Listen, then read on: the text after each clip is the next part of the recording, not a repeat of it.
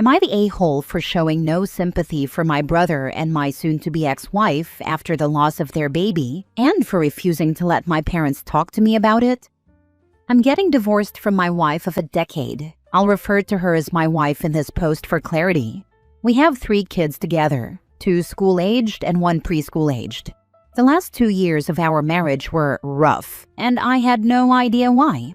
She pretended things were fine when talking to me, but complained about me to her family and friends nonstop. When I told her she could talk to me, she claimed her family and friends were just trying to stir up trouble, and she denied saying I was lazy and ignored her, which was a lot of what I had been told.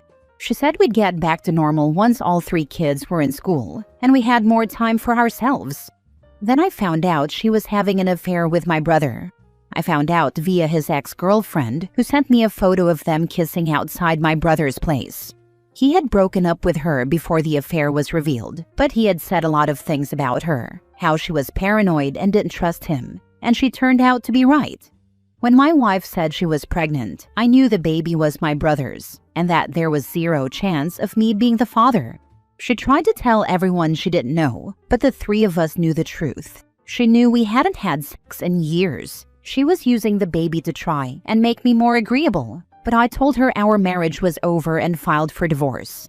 She moved in with my brother and tried to take the kids, but I stopped her because he lives 2.5 hours away, and our school-age kids were not going to be able to make a 3-hour drive each way to school.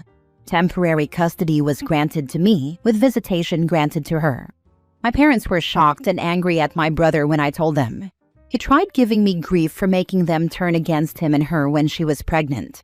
I muted him because I didn't want to hear the nonsense, but I also wanted to make sure everything in the divorce and custody process went smoothly. I hope to maintain primary custody, so I'll need to show the kids are better off with me. My parents eventually accepted them as a couple. I said I could understand them not giving up a child and grandchild, but I didn't want to hear about them. They said they respected this. A few weeks ago, my wife had a stillborn baby. She and my brother blamed me for all the stress I put her under. She said being apart from our kids as much as she is was the biggest cause of her miscarriage. She sent a lot of vile texts, and I replied to none of them. He also sent a number of them, which I documented along with hers. My parents came over to tell me about what happened and were shocked that I already knew. They asked what I had said to my brother and wife, and I told them nothing. I said I wasn't going to offer any sympathy to either of them after they betrayed me and ruined my life and my kids' lives. My parents tried to talk about the loss, the baby, and everything surrounding it, but I shut it down and told them I was not going to be their shoulder to cry on or listening ear. I said my wish not to hear anything about my brother or wife had not changed just because they lost a baby. They left my house angry, and it took a couple of weeks for them to reach out again. They asked if I would be so rude to them again, and I said that if they tried to talk about this, then yes. They asked if I had reached out to my brother and wife, and I said no. They told me they had hoped to see me at the service, and I told them it wouldn't happen. They said I didn't need to become such a cold-hearted monster, and that times like these are when you put away the hate. I don't agree, but I'm willing to entertain that maybe I'm wrong. Am I the a-hole? Now for the top comments. Definitely not the a-hole. They did you dirty and then expected you to show sympathy? Like, dude, you are my brother and you are sleeping with my wife. WTF? I'm not sure if my brother and wife expected sympathy, but I was supposed to be sunshine and rainbows with them, so there was no stress, and I was meant to give her what she wanted because she was pregnant. My parents expecting me to be there for those 2 is the real crazy part. Because I already knew my wife and brother were entitled, but my parents are disrespecting me too, with that expectation. The stress was caused by their own behavior. They knew they were wrong and tried to normalize things to make themselves feel better. Your parents' conflicted behavior may have been understandable, but that's not a reason to try to pull you into what happened after you removed yourself from the drama. My advice would be to tell your parents they need to see a therapist to understand that making your brother the victim will result in permanent estrangement. I agree. I have been as understanding as I can of my parents and their inner conflict over this because it's son versus son. But to put it on me to be there for the brother who betrayed me and helped destroy the family of my children is something I cannot be as forgiving of. Not the a-hole. It is a very difficult situation. I hope you will get out of it stronger. Maybe when I'm out the other side of this, but it's not going to be easy. This has really messed me up, and I need to be strong and be there for my kids throughout this. Next story. Am I the a-hole? I can't forgive my husband for my labor experience. I, 24 female, have 2 children, 2 female and 9-month-old male, with my husband, 29 male. Labor was a nightmare with our oldest. She was an emergency C-section due to being breech, and she was born at 36 weeks because they couldn't stop my labor from progressing. To make it worse, I did it all alone. My husband and I were both in the military at the time and were stationed 7 hours away from one another. I don't hold this against my husband because I know there was nothing he could have done to be there on time. He arrived about 5 hours after our daughter was born, and I finally wasn't alone anymore. Fast forward 2 years, I was due to have my son, and at 36 weeks on the dot, my water broke while I was at work. My husband complained about having to leave work to take me to the hospital, saying, "Are you sure it's really labor? It's probably just Braxton Hicks. Relax." I told him, "If you don't want to leave work, that's fine. I will drive myself to the hospital. But I'll make sure to let them know you aren't welcome in the room until after the baby is here." He ended up leaving work and driving me to the hospital. But once we got there, labor wasn't progressing. I was stuck at 3 centimeters and my contractions were steadily 10 minutes apart. They sent me home and told me to return once they were 5 minutes or less apart. On the way home, my husband again said, "Are you sure they aren't just Braxton Hicks?" Mind you, this was after the nurses confirmed I was in labor.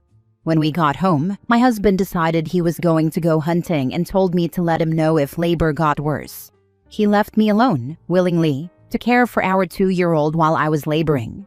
My contractions got down to 5 minutes apart. I texted to let him know, and all he said was, "What do you want me to do about it?"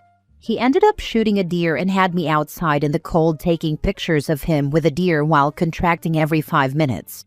I didn't feel ready to go back to the hospital yet, so I put the 2-year-old to bed and we went to sleep. In the morning, my contractions were still at 5 minutes apart. I took a bath, took a walk, tried eating, and nothing was happening. So I told him we needed to go back to the hospital.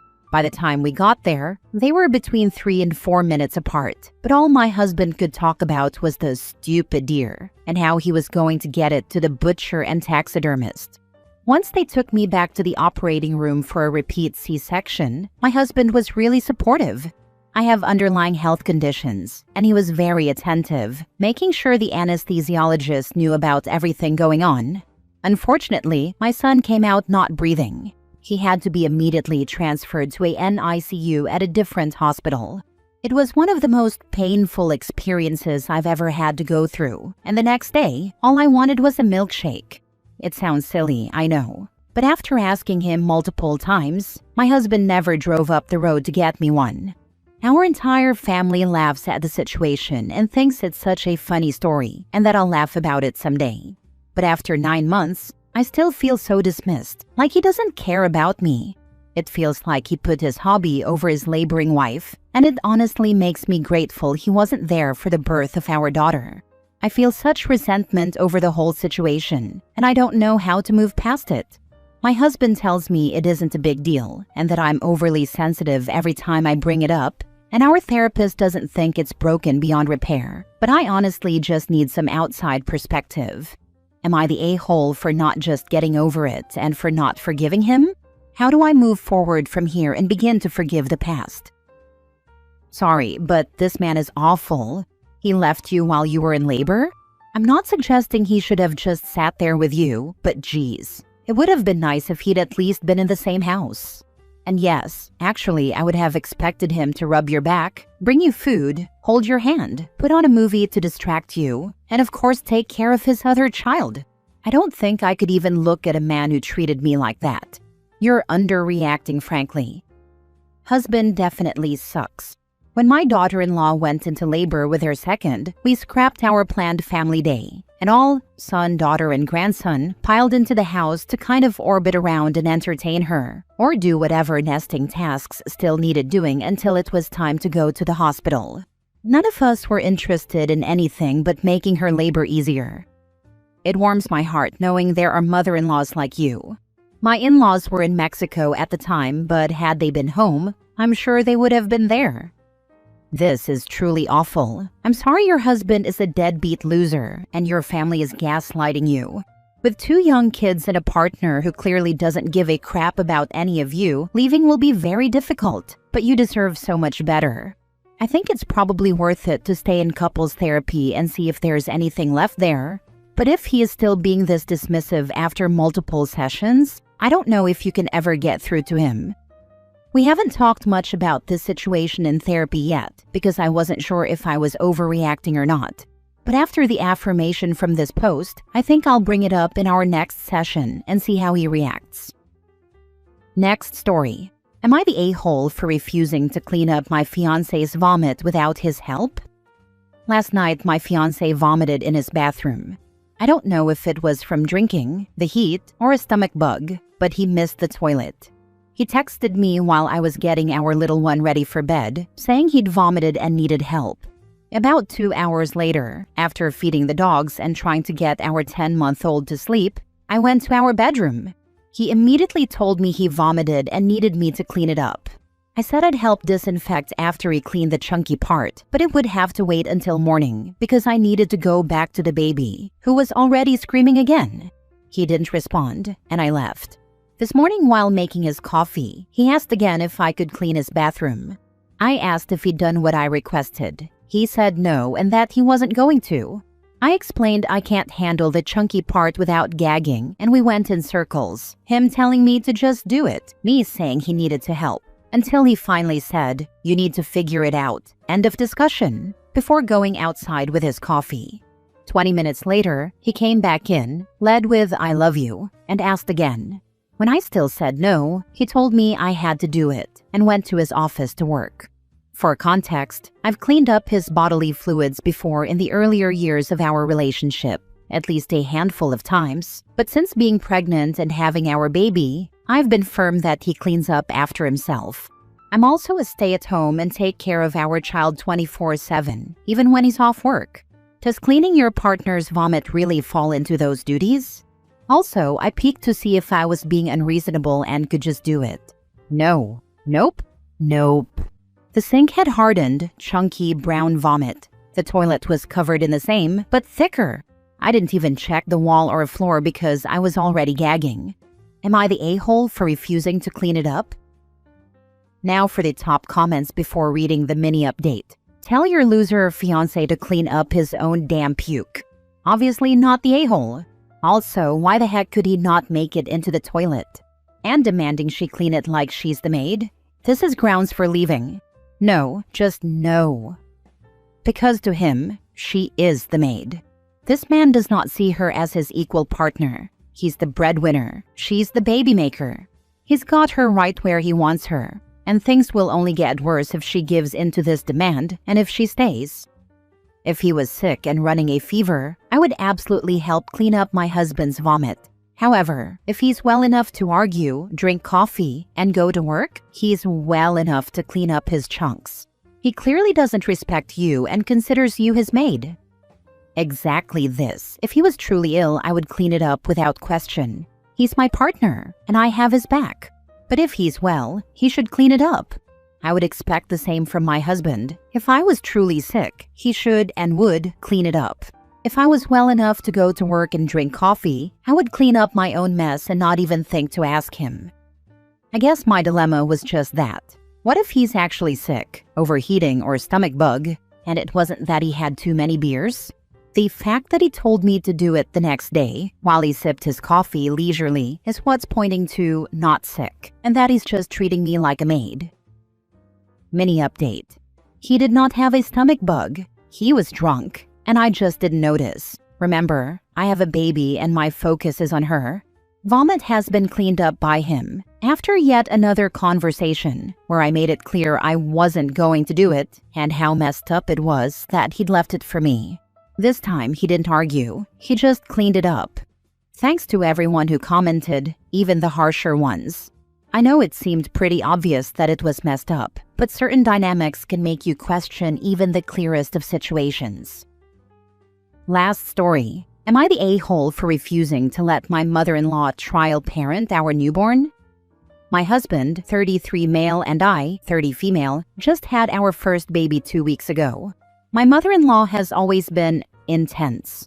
Before the birth, she kept saying she wanted to be really hands-on because she missed out on raising her own kids. Her words, because she worked a lot. Last night, she came over and asked if she could take the baby for a full 24 hours to get a feel for parenting again before we settle into bad habits. I said absolutely not. My baby is barely 2 weeks old, I'm breastfeeding, and we're still figuring things out. She got upset and said I'm gatekeeping motherhood from her and that this is her do-over.